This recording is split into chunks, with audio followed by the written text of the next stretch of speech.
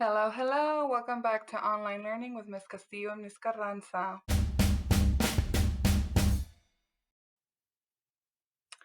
Good morning, boys and girls. Today is Wednesday, April 8th of 2020. We are talking about science, which is why my language is in English. Please remember that you have library today from 10:30 to 11:30. Don't forget to grab some lunch, and art club is at 2 o'clock. So like I said, today we're talking about science. Remember that when I'm talking about science, you are working on Imagine Math in the mornings. So we have the opportunity to start talking about fish this week. On Monday, you were able to do the activity of drawing the fish and sharing some characteristics. And let me just tell you, you guys are so creative. I love the way that you were coloring your fish. It just made it seem more unique. And like we saw in the video, not all fish are the same, right? So that's why I love seeing the way that you guys were coloring it and making it your own fish. So what we're doing today is we're discussing ways that we can help preserve the ocean. And the word preserve means to protect, to conserve it, to make sure that there's still a place for fish to live. After that, I'm going to be showing you a little demonstration, which is a lot of fun. I'm really excited for that. And then for your activity, you're going to be writing about different ways that we can help protect the ocean. Okay, so what we're going to do, we're going to go ahead and get started. I have this video prepared for us to see. However, we're not going to watch the whole thing. No vamos a ver todo. But you do have the option of going back on brainpopjunior.com and watching it. If that's what you want to do, you can watch the first half of it. I'm not going to play it just because I don't want it to take up a lot of time in the video, because we do have the demonstration. But if you wish to see or learn a little bit more about fish, that is absolutely okay. You can come back to BrainPop Junior after the video. So I'm going to start it at this part, and I want you to listen to what Annie is asking us. How are fish adapted to their environments? So the word adapted means how do they get used to, how do they work in their environments? And this is what we're going to listen to now. Some fish, such as the mackerel, travel in large groups called schools. Together, they try to stay safe from predators, including dolphins and tuna. The crocodile fish stays safe by using camouflage and hiding in its environment. It looks just like rocks nearby. The flounder also hides on the ocean floor. It has both of its eyes on the same side of its body so it can watch for predators above.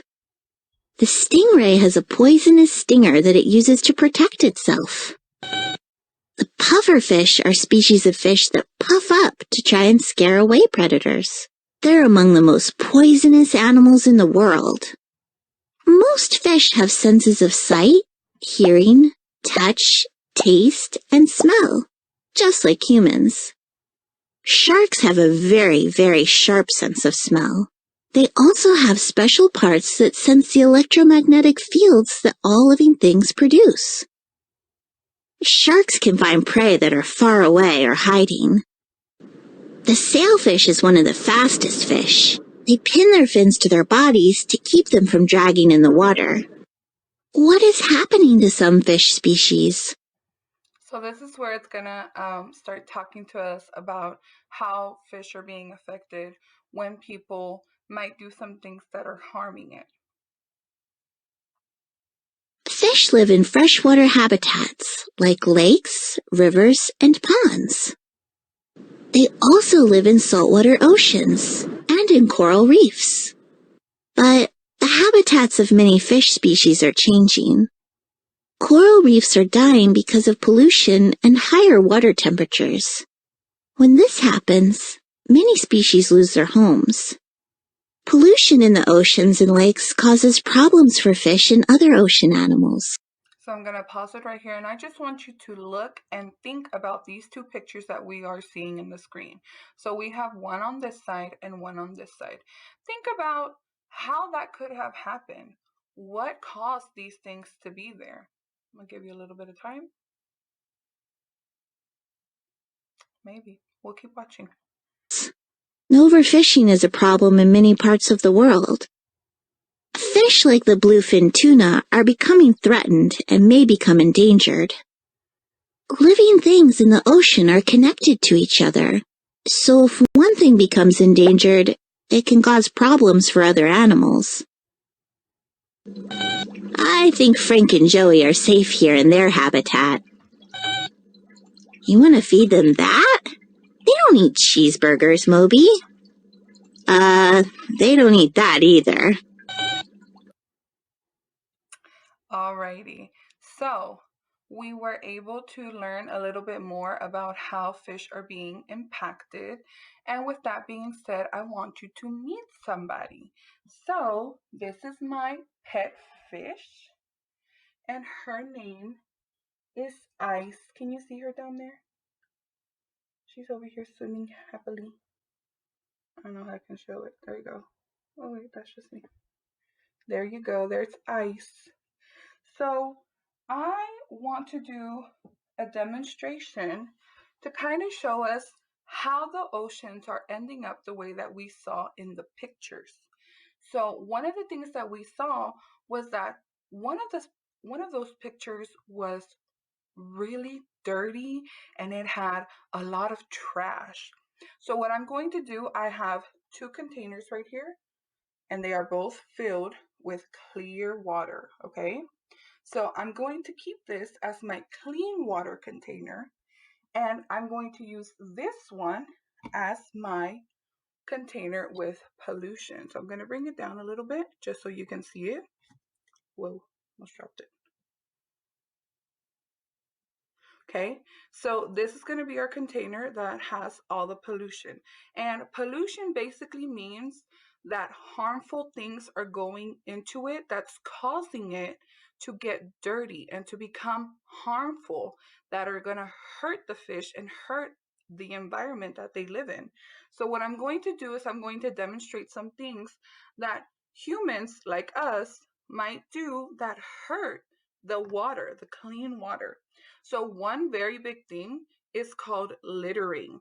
When people throw their trash, especially plastics and aluminum, these are very hard to um, take away from the ocean because they get so caught up with in different animals, they get caught up in different things and they end up in the ocean, and we are not able to change that after it's already in there. Another thing that people do is use plastic. So here I have an example.